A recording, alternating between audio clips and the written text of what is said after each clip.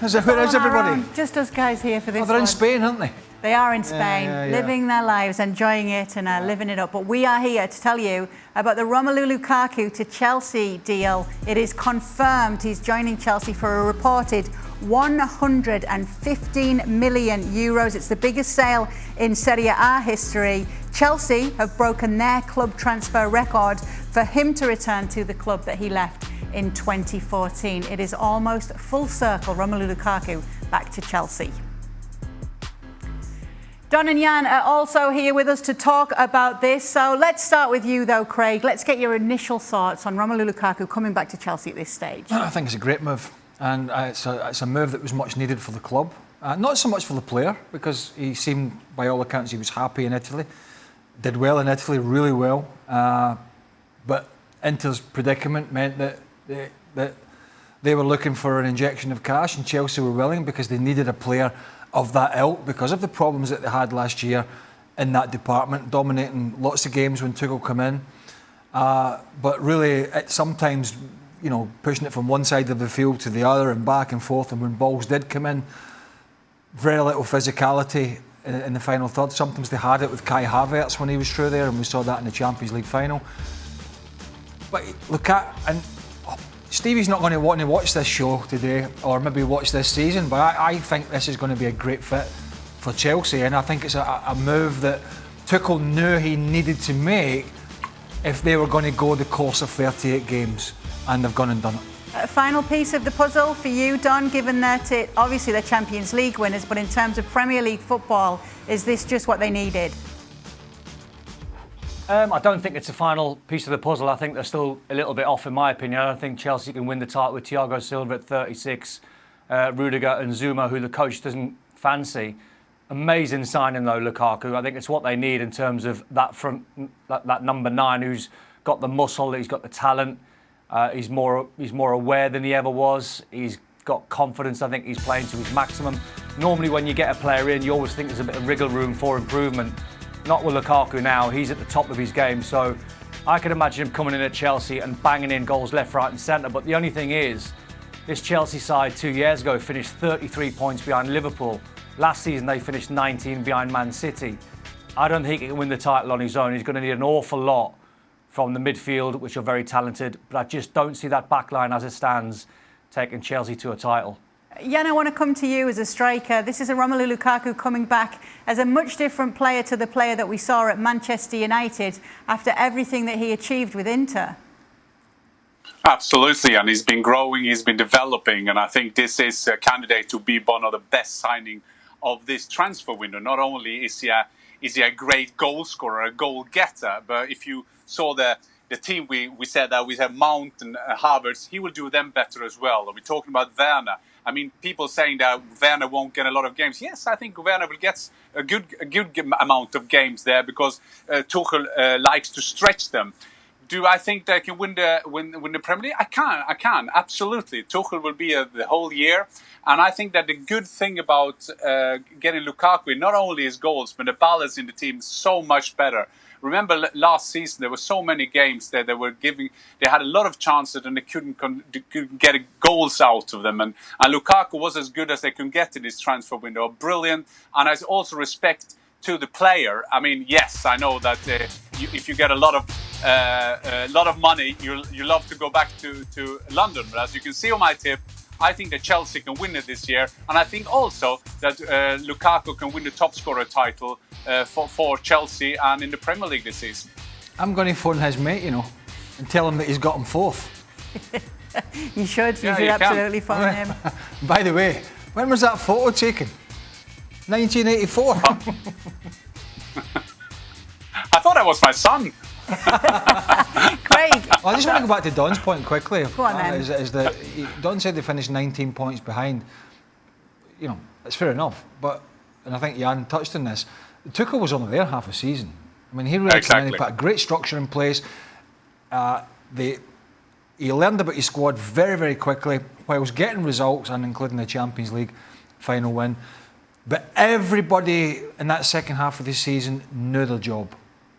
Yeah. And, who knows, I don't think it would have been, they would have closed the gap if he'd have been there a year, but it might not have been such a big gap. And so it's a bit of an unknown now, but this signing really, I think, really puts them in contention, yes. You're having a bit of a joke there with Jan for not going with Ole Gunnar Solskjaer's Manchester United, but you haven't picked Chelsea to win it all. You're going for Manchester City. Well, when I picked this, Lukaku hadn't signed. But I wouldn't have. Does that change it? I wouldn't change it. No, okay. Does Manchester City to win it with or without Kane? Yes. Yes, I still think they're the team to beat in all departments. I think if they get Kane, that just cements it for me. But I think Chelsea will. I've got them in second because I think they're strong. I think they've got an excellent manager. They've now got a striker that can bang in goals. I think United are strong to an extent, and I've got them in third. We were talking about this with Stevie yesterday. Liverpool's starting lineup is good, but we don't know about Van Dijk's fitness and one or two others. And we'll look at the bench. You know, Minamino, Shaqiri, Aage. I'm not a lover of their bench strength and depth. And Leicester have had a decent transfer window, and I threw Arsenal in six. Was it six? I've no idea why, because I was generally bored at this point. And I thought, who the hell else am I going to put in there? So I thought you were bored. Have a look at that photo, Craig. Talking on me being young. Look at that photo when you were playing. You were mad and angry then as well. Can't believe that. It just got me. You do have Lukaku as top scorer. I do. I've got Lukaku as top scorer because I think he's I think Don mentioned it, or one of the lads. He's at 28. He's learned the game. He's confident. He's big. His body's. He's not going to get any bigger or stronger or faster. He's at his peak. And Chelsea are a team that possess the ball and will create chances, and they have options of a Werner or a Ziyech or a Pulisic to supply and others, Mason Mount. And so I think he'll get plenty of opportunities, and I don't think he's scared of opportunities now. He's a confident player. He's a fully fledged Belgian international. He's their main guy up front. So yeah, I've got him as top scorer, and I've got Ruben Dias as my player of the year because I think he'll be a cornerstone of Man City again, like I thought he was last year. Should have been player of the year in my opinion. And I think he'll be strong. But I could see us sitting here poking Stevie Nicol every week when Lukaku's banging the goals and find an excuse. And he will.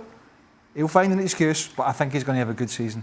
We absolutely will remind Stevie at every possible opportunity. Don, you have gone for City yourself. Is that with or without Kane? I'm assuming it's with Kane with everything you've there's another photo. God, look at that picture.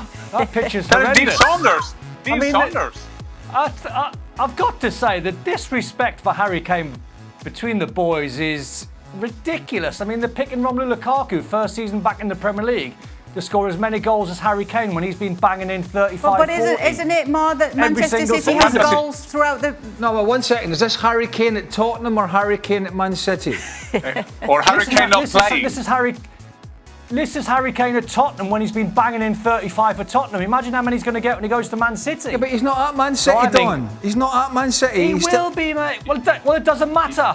It doesn't matter. If he's not going to go to Man City, which I think it'll get done, he's still been banging in 35, 40 for Tottenham. Oh, so he's going to be really happy. I can't believe you got Lukaku. He's going to be... I can't believe you got Lukaku. I tell you what, Don, into the Premier League and he's going to be a really happy chappy, isn't he, when he doesn't get his move, Harry Kane. Yeah. And he's going to be in a real fine fettle to bang in another 30 goals plus when his big move gets turned down.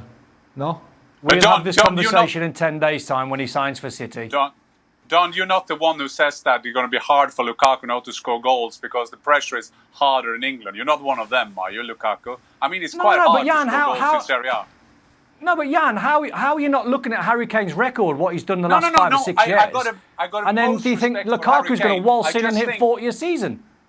Yeah, but I just think that Chelsea, if you look at the second half of the season, like Craig was mentioning, they're creating awful lot of chances that a goal-getter will get. You know, even Werner didn't have the best of seasons, but he still ended up with like 25, 26 points, scoring points. Well, Jorginho was their top scorer in the Premier League. Yeah, 7 goals in the penalties, exactly. I mean, I don't question Harry Kane's professionalism or really any players unless it's acutely obvious. But and I don't know if the boys agree or not, but when a player is touted for such a big move at the peak of his career, and he is, and people can talk about a next year and the next year, that's difficult to sell for when you think this is the time to move, because